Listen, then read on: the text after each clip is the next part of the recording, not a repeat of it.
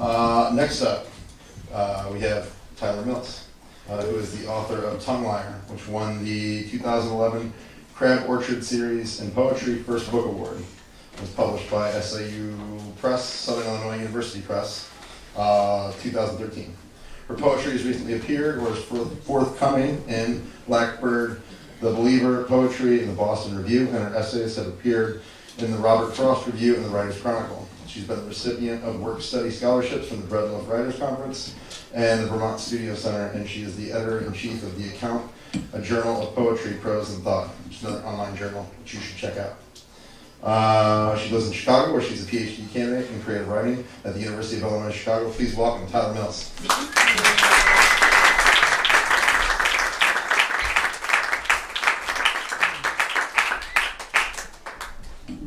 Hi everybody, it's wonderful to be here. I love this space. I love Rozz-Tox. If I lived here, I would be here all the time writing poems and reading at one of the tables with the chess pieces. That's where I would be. Thank you so much, Ryan, for having us. It's wonderful to be here, and I enjoyed hearing the poets who read this evening. And I look forward to Alex. All right, so I'm going to read some poems from Tongue Liar, and it's a book about music and the body and myth. I play the violin, so the violin often occurs as a kind of lyre figure, the L-Y-R-E of poetry. And then I'm going to read some poems from a newer project as well.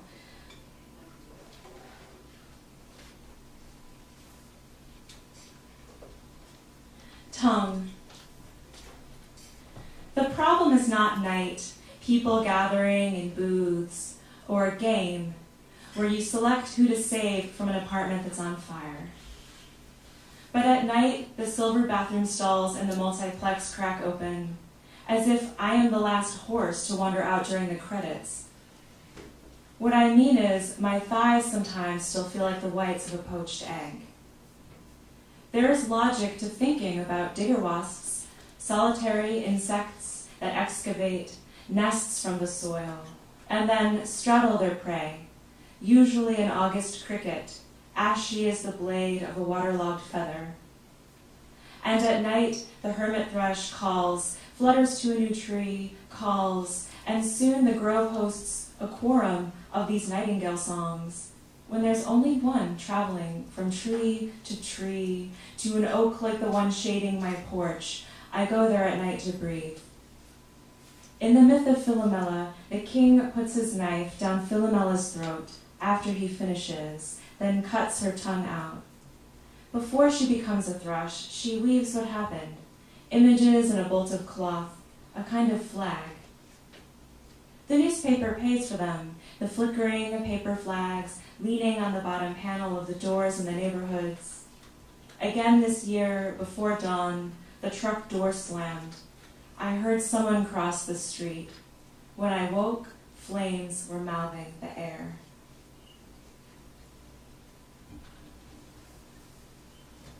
Edith Wharton's Age of Innocence by T.C. Mills. New Year's Eve in Central Park, the flat lake and apricot, before Lucky Chang's, where our trans waitress springs a crown of balloons, pinched and twisted like circus dogs. How quiet we get when they dance, these new women laying their hands on their flat thighs and rose feathers trailing from silver heels. Real, real. The Age of Innocence begins in an opera box and ends with a dark-haired woman's apartment window. Or the Age of Innocence begins with my cousin holding a green razor between her legs in my bedroom after not eating the Easter cake we made with egg whites and almonds, my hair wrapped in a fist at my neck. Or the Age of Innocence begins with rehearsing Wagner, violins lost in Tristan und Isolde, the conductor's hands pulling the shirt off, no one in front of him.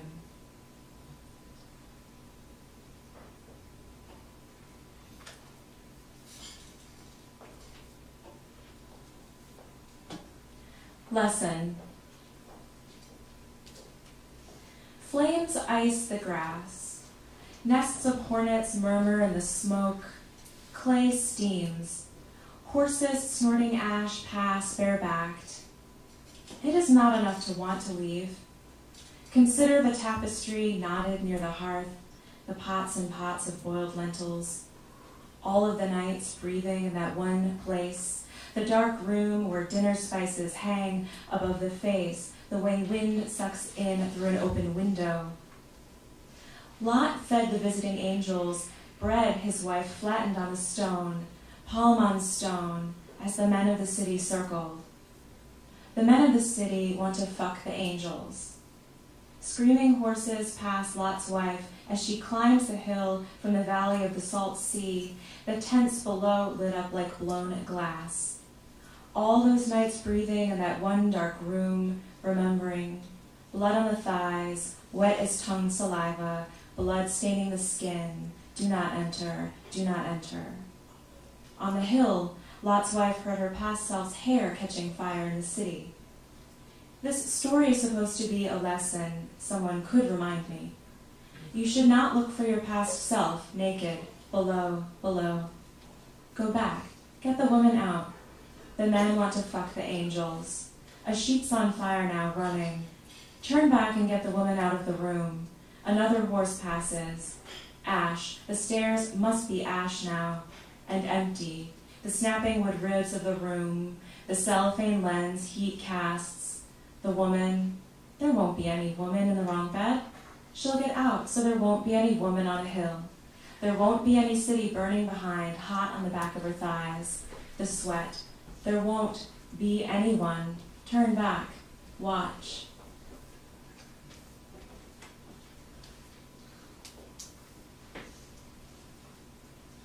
This poem is called Cyclops, and it's sort of a meditation on the myth of the Cyclops, the one-eyed creature that was kind of blinded and burned. The eye was burned, so Odysseus could escape. Cyclops. All perspective is a dot.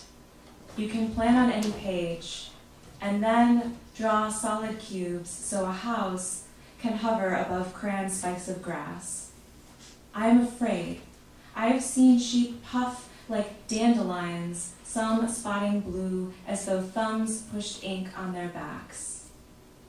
Farmers spray dye on the rams, so after rutting with ewes, the used ones are marked. The more a thing is investigated, the more it burns. Light on paper. A museum displays these photographs. Paganini's ghost wearing a devil mask, pushing down on his violin, and others, a serious girl, hair parting her skull in half. People show others how no one is still there, turning a cold doorknob, and how the more a thing is probed, the more it burns. Oh, it burns.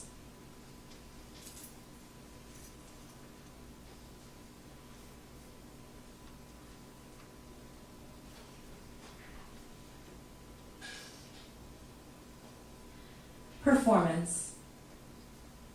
This bird is just imitating people imitating crows from Why Birds Sing.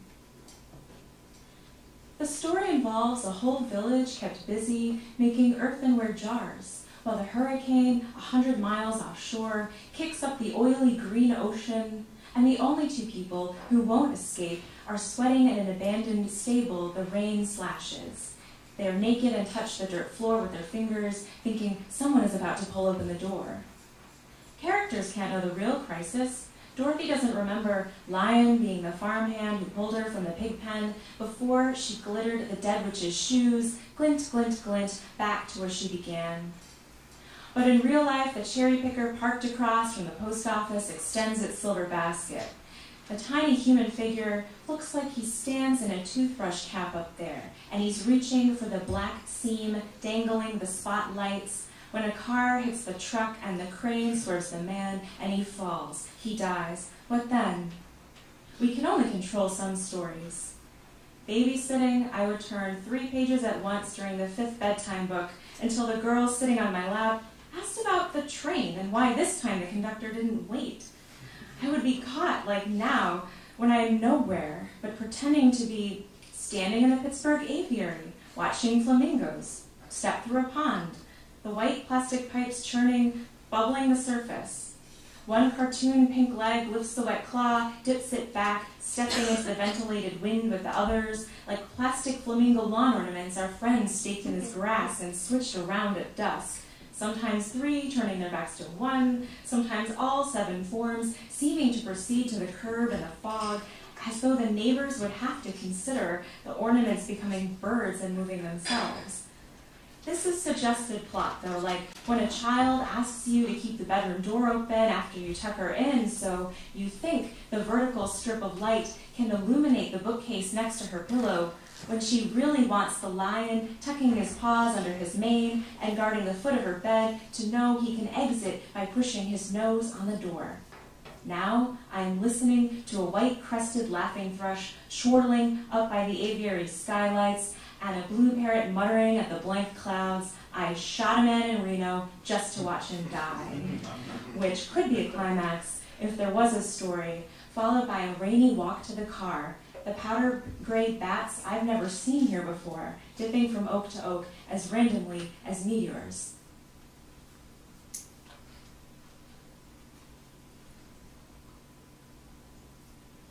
And this is a story about a violin, and this is a true story about a violin. Violin Shop. Instruments hang from the ceiling, stiff necks, bodies burnished gold, curved like pheasants, mute swans, a rare condor, so valuable that symphony musicians borrow these forms only for specific concerts, such as Scheherazade, when a violin solo draws the hushed audience inside itself like rows of oars sliding on the flat deck of a Phoenician ship. In the shop, luthiers worry. They wipe varnish on their apron pockets. Glass pots gleam yellow with boiled glue, and slips of tan horsehair fan the work tables. The silver tools small enough to fit inside my mouth cannot make Guarneri del Jesus speak. Rumors say the 300-year-old violin hid beneath the bed of a man in Spain while a bullet spat his wet blood a clean red arc across the floor. Black F-slits angle in an antagonistic way. The violin mutters, complains under the chin of Berlin Philharmonic musicians. I read this in the Chicago Tribune. The shop owners stood over the wood instrument, praying for its voice. They brewed coffee, rubbed its body with swatches of velvet.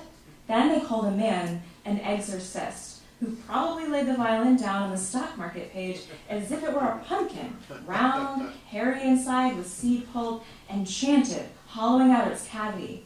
The voice that laughed at Bach groaned through Tchaikovsky's concerto that usually runs so fast trees blur, that spoke out loud longer than you or I ever will, and wanted to comment finally on how things really are, was cured.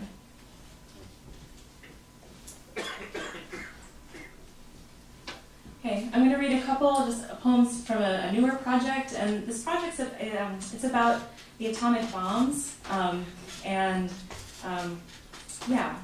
some of the atomic tests as well that took place in the 20th century, and that's all I'll say about it. First thing, you look like a monster, one woman said to another. The woman was on fire. This is the first of 2 screws twisted into a wall. One bus is sent on its route minutes before the other. This is the first. Thousands of soldiers were lowering their faces to the grass, as though an exercise can will an effect. People made their way to the hospital. A doctor would look at them, and then they could die. You can dip a line of monofilament into a river. You can do it twice. The first becomes a second. The second becomes a third. 3 girls stretched out their arms while the wind sheared their flesh. Sheared, not seared, what was left. I could have shown you a swimming pool lit with turquoise light. It was early. It was a mission. It wasn't the first.